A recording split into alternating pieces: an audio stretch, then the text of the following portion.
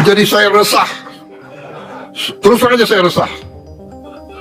Kita bisa B50, tapi tidak bisa masuk Piala Dunia. Saya masih tidak puas. Saya tidak puas. Bagaimana caranya masuk Piala Dunia? Saudara-saudara, jangan anggap enteng. Sepak bola itu kehormatan, ya.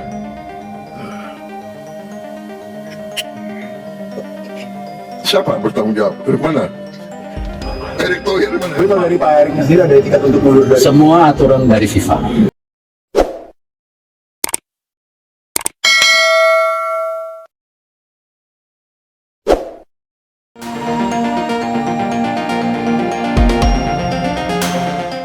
Panggung sepak bola Asia Tenggara kembali menghadirkan duka bagi publik tanah air. Kegagalan timnas Indonesia menembus babak semifinal Piala AFF 2026 usai ditahan imbang Singapura 1-1 memicu reaksi berantai yang masif di ruang publik.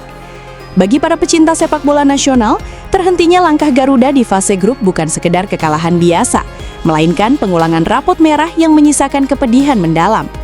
Seketika, gelombang kekecewaan membuncah di media sosial hingga kolom-kolom opini nasional. Tagar evaluasi hingga desakan agar jajaran pimpinan PSSI bertanggung jawab membumbung tinggi. Narasi mengenai pemecatan atau pengunduran diri Ketua Umum PSSI Erick Thohir bermunculan sebagai respons emosional publik yang mendambakan prestasi instan. Namun, di tengah keriuhan wacana tersebut, muncul pertanyaan mendasar yang jauh lebih krusial dari sekedar meluapkan amarah. Jika desakan pergantian kepemimpinan benar-benar direalisasikan, siapakah sosok pengganti yang betul-betul lebih baik dan sanggup membawa perbaikan nyata bagi sepak bola Indonesia?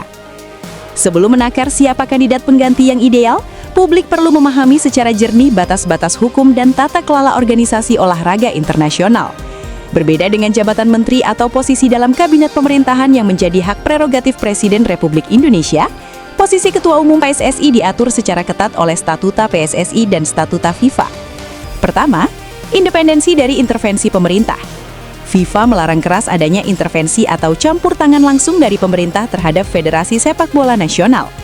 Keputusan pemberhentian atau pengangkatan Ketua Umum PSSI oleh otoritas negara secara sepihak akan berujung pada sanksi pembekuan atau ban oleh FIFA, sebagaimana pernah terjadi pada tahun 2015. Kedua, mekanisme Kongres Luar Biasa. Satu-satunya jalur sah untuk mengganti Ketua Umum sebelum masa jabatannya berakhir adalah melalui Kongres Luar Biasa. KLB hanya dapat digelar apabila 1. Ketua Umum mengajukan pengunduran diri secara sukarela. 2.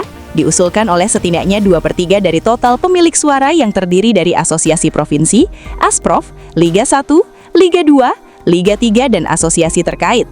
Oleh karena itu, narasi mengenai pemecatan langsung oleh Presiden adalah bentuk kekeliruan pemahaman tata kelola. Yang ada di ruang publik saat ini adalah dinamika tekanan politik dan moral masyarakat yang mendorong adanya evaluasi total. Untuk mengukur kriteria pengganti yang lebih baik, penting untuk mengaudit secara objektif apa yang telah dan belum dicapai di bawah kepemimpinan Erick Thohir. Sektor evaluasi, pencapaian dan kemajuan, catatan dan kegagalan, peringkat dan jaringan FIFA, penataan tata kelola keuangan, kemitraan internasional, peningkatan peringkat FIFA di level regional atau global, belum mampu mengakhiri dahaga gelar di tingkat Asia Tenggara, Piala AFF, infrastruktur dan teknologi, penerapan VAR di liga domestik dan pembenahan sistem perizinan serta tiket elektronik, pembinaan usia dini dan kualitas kompetisi akar rumput belum merata di seluruh daerah, manajemen tim nasional, akselerasi program naturalisasi dan rekrutmen jajaran pelatih berkaliber dunia, kedalaman skuad pelepis dan ketergantungan pada pemain luar negeri belum sepenuhnya terjawab di ajang non-FIFA Matchday. Kritik terhadap federasi dan ketua umum adalah hal yang sah dalam demokrasi sepak bola. Namun pergantian kepemimpinan tanpa perencanaan matang hanya akan mengulang siklus ganti pengurus, ganti kebijakan dari nol. Jika sepak bola Indonesia ingin melangkah ke level berikutnya, pimpinan PSSI di masa depan harus memenuhi syarat-syarat teknis dan manajerial yang jauh melampaui kepopularitasan semata. Berikut 5 kriteria mutlak yang dibutuhkan. 1. Jaringan internasional dan akses diplomatik FIFA. Sepak bola modern tidak bisa dilepaskan dari diplomasi global.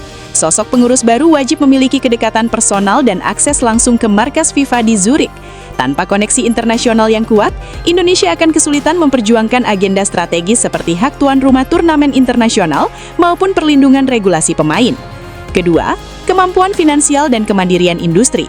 PSSI membutuhkan anggaran operasional hingga ratusan miliar rupiah per tahun untuk membiayai pemusatan latihan, gaji jajaran pelatih kelas dunia, serta pengembangan kompetisi usia muda. Pemimpin PSSI ideal harus mampu menggait sponsor swasta besar tanpa bergantung penuh pada APBN atau dana hibah pemerintah. Ketiga, pemahaman reformasi kompetisi domestik. Akar dari kehebatan tim nasional adalah liga domestik yang sehat. Calon Ketua Umum PSSI harus berani memberantas mafia bola, membenahkan kepemimpinan wasit domestik, serta memastikan jadwal liga berjalan sinkron dengan agenda internasional. Keempat, komitmen pada pembinaan akar rumput. Pengganti yang lebih baik tidak boleh hanya terfokus pada hasil instan tim nasional senior. Ia harus memiliki blueprint jangka panjang untuk pembangunan akademi daerah, lisensi kepelatihan lokal, serta kompetisi berjenjang dari U12 hingga U20. Dalam wacana diskusi pengamat dan pegiat sepak bola tanah air, terdapat 4 tipologi sosok yang sering digadang-gadang cocok menduduki kursi kepemimpinan federasi. Klasifikasi kandidat Ketua Umum PSSI, pengusaha atau konglomerat olahraga, mantan atlet atau legenda sepak bola, tokoh profesional manajemen industri, birokrat atau tokoh daerah. A. Tipologi pengusaha atau konglomerat olahraga. Kelebihan, memiliki kemandirian finansial, akses sponsor melimpah, dan terbiasa memimpin organisasi bernilai tinggi. Tantangan, rawan konflik kepentingan dengan unit bisnis personal serta resiko kesibukan di luar dunia olahraga. B. Tipologi mantan atlet atau legenda sepak bola. Kelebihan, memahami secara mendalam seluk-beluk teknis di lapangan, dihormati oleh komunitas pemain, serta berorientasi pada pengembangan teknis. Tantangan, terkadang minim pengalaman dalam hal manajemen korporasi, diplomasi birokrasi, dan negosiasi sponsor berskala besar. C. Tipologi profesional manajemen industri. Kelebihan, berfokus pada tata kelola, good governance, transparansi keuangan, dan pembangunan sistem yang tertata tanpa intervensi emosional. Tantangan, membutuhkan waktu untuk membangun basis dukungan atau support system di antara para pemilik suara atau voters daerah. Pasca kegagalan di Piala AFF 2026, PSSI melalui Sekretaris Jenderal Yunus Nusi menegaskan bahwa evaluasi seluruhnya sedang dilaksanakan bersama Komite Eksekutif atau Exco dan tim kepelatihan. Pihak federasi juga menyampaikan permohonan maaf terbuka kepada seluruh pecinta sepak bola Indonesia atas hasil yang belum sesuai harapan. Namun fokus terdekat Indonesia tidak bisa berhenti pada polemik jabatan semata. Agenda padat telah menanti di depan mata, mulai dari kualifikasi kejuaraan kontinental hingga persiapan ajang internasional mendatang. Mengganti ketua umum tanpa membenahi akar permasalahan seperti kualitas wasit domestik, infrastruktur lapangan daerah, dan konsistensi pembinaan muda hanya akan menjadi solusi kosmetik yang tidak menyelesaikan penyakit utama sepak bola nasional. Mencari sosok yang lebih baik bukan sekedar mencari nama besar yang populer di media sosial.